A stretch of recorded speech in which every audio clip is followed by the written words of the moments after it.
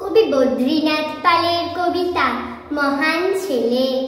বছর পরে বৈশাখটি যেই আসে, অন্তরেতে মুখটি যে তার ভাসে। দুঃখ সুখের চাওয়া পাওয়ার মাঝে তিনি থাকেন রাজার রাজা সাজে। জীবন বিনার প্রতি তারে তারে মূর্ছনা যার কেবলই ঝংকারে।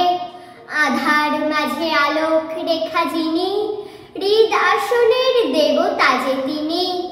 যার পরশে ভোরের কোকিল ডাকে, বাউল নাচে মেঠো পথের বাঁকে।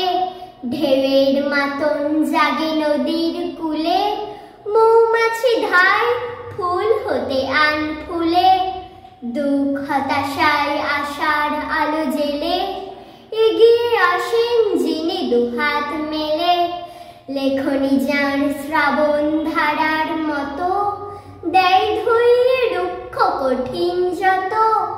তিনি হলেন জগৎ সেরা কবি, বাংলা মায়ের মহান ছেলে রবি। জন্মদিনে তার চরণের পরে অঞ্জলি দিই তাই তো দুহাত ভরে।